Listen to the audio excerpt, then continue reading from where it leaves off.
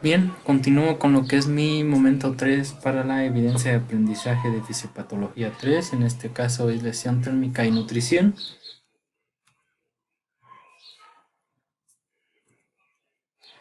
Dice, ¿cómo se define una quemadura? Bueno, son el tipo de lesiones que son producto de alteraciones de origen térmico, ya sea calor o frío, sin importar el agente etiopatológico o la presencia de dichas lesiones.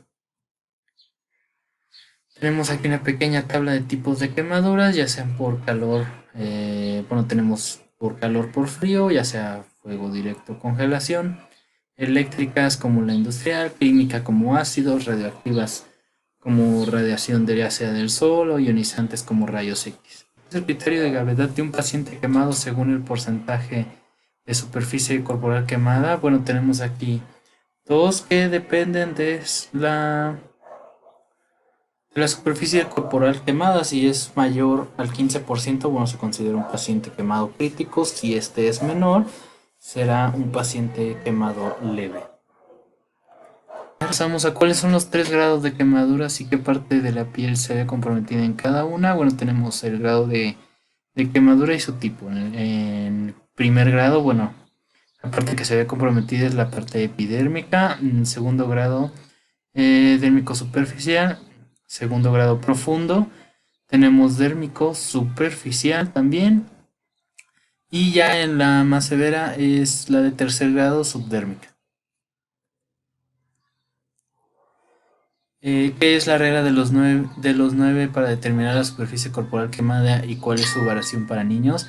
En adulto, la regla de los 9 de Wallace eh, es un método que se utiliza para calcular la extensión cutánea quemada en un paciente. Consiste en dividir la superficie del cuerpo en áreas equivalentes al 9% de la superficie corporal total quemada o por múltiplos de 9. En el caso de los niños, bueno, varían las proporciones del porcentaje de superficie corporal total quemada de sus distintas zonas anatómicas durante su crecimiento, ya que la cabeza es mucho mayor y los miembros mucho más pequeños. Para valorar la extensión de una quemadura en los niños se asume que la extensión porcentual de la cabeza en menores de 10 años es del 18% menos la edad, y la de los miembros inferiores es del 27% más la edad.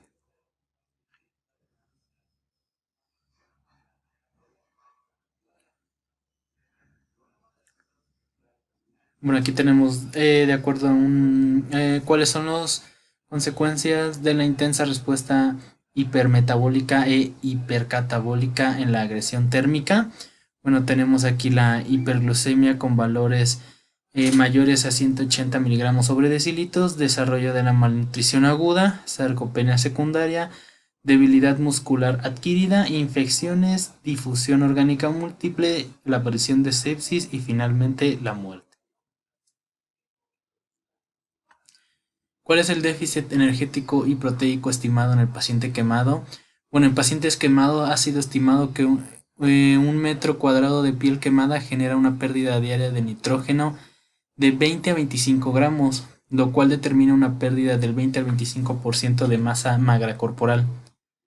Asimismo, ha sido estimado que la pérdida media de nitrógeno en el paciente quemado sin terapia nutricional supera los 0.2 gramos de nitrógeno por kilogramo al día, entre 15 a 20 gramos al día, lo cual supone una pérdida de peso del 10% en la primera semana.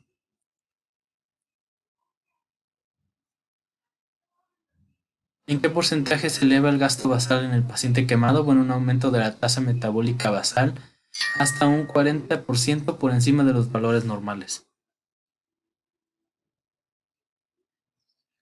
¿Cómo se hace el consumo de oxígeno del paciente quemado crítico respecto a una persona sana? Bueno, en individuos sanos aproximadamente 2/3 del consumo de oxígeno está acoplado a la fosforilación oxidativa, en tanto que el tercio restante se atribuye a la termogénesis. En el paciente quemado crítico esta relación se invierte, presentando 1/3 de la respiración mitocondrial acoplada con la fosforilación oxidativa, en tanto que los 2/3 restantes de la respiración total son disipados como calor. Este desacoplamiento de fosforilación oxidativa mitocondrial en el músculo esquelético es un contribuyente mayor al aumento de la tasa basal Continuamos. ¿Cuál es la fisiopatología de la hiperglucemia y la hiperlactatemia y de la resistencia a la insulina asociada a la lesión térmica? Bueno, la lesión térmica induce estrés sobre el retículo endoplásmico en piel, tejido adiposo y muscular, fenómeno asociado con la resistencia a la insulina. Este tipo de estrés del retículo endoplásmico es sensado por diferentes clases de enzimas. Aquí tenemos, por ejemplo, unas tres, como el inositol-requin enzima 1. ¿Cuál es el efecto fisiopatológico de la lesión térmica sobre las proteínas?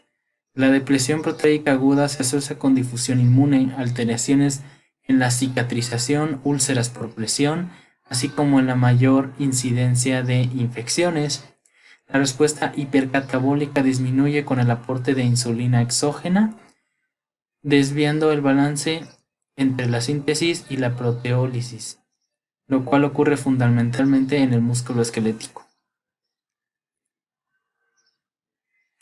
¿Cuál es la pérdida de nitrógeno estimada en la lesión térmica? Bueno, en pacientes quemados han sido estimado que 1 metro cuadrado de piel quemada genera una pérdida diaria de nitrógeno de 20 a 25 gramos, lo cual determina una pérdida del 20 al 25% de masa magra corporal. Alteraciones fisiopatológicas en el metabolismo de lípidos. En la 1 tenemos que la lipólisis puede permanecer aumentada entre 5 días y 2 meses posteriores a la agresión térmica. Alteración en el perfil de ácidos grásicos más pronunciados entre el día 7 y 10 postagresión.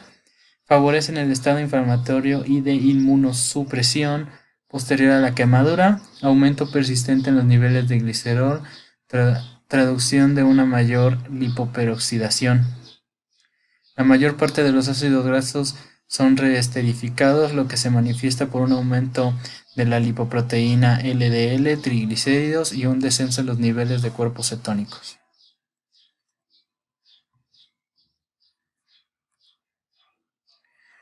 Menciona que micronutrientes se ven alterados en una lesión térmica. Las alteraciones por lesión térmica en los micronutrientes antioxidantes se realizan en el cobre, selenio, y zinc, boro, bromo, hierro y yodo. También existe una reducción en vitaminas A, C, D y E.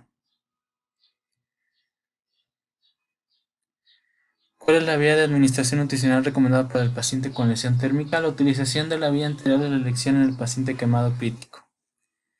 ¿Qué tan rápido debe de comenzar la nutrición enteral? Bueno, la American Burn Association y la Sociedad Española de Medicina Crítica y unidades coronarias de la Sociedad Española de Nutrición Parenteral y Enteral han recomendado el inicio precoz de la misma, la cual debería ser tan precoz como sea posible.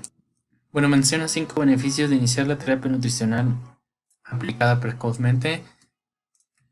Tenemos de inicio la reducción de estancias hospitalarias en el área de cuidados intensivos o UCI, reducción de infección de las heridas, modular la respuesta hipermetabólica disminuyendo de modo significativo los niveles de catecolaminas, cortisol y glucagón, mantiene la integridad de la barrera intestinal, su motilidad y el flujo sanguíneo, y por último el aumento de la producción de inmunoglobulinas. ¿Cuáles pueden ser las contradicciones en la nutrición enteral y qué se hace en tales casos?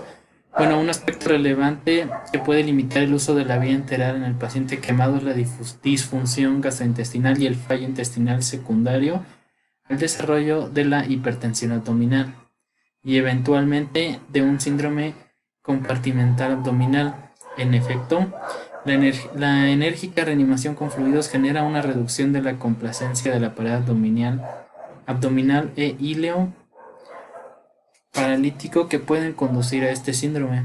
En tal sentido, la aparición de la disfunción intestinal contraindica lo que es la vía enteral, siendo por lo tanto una indicación de nutrición parenteral o NPT.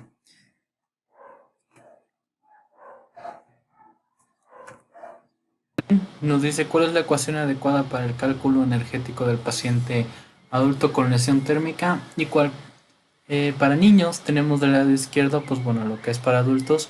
Tenemos algunas ecuaciones predictivas para el cálculo de necesidades energéticas en el paciente quemado crítico.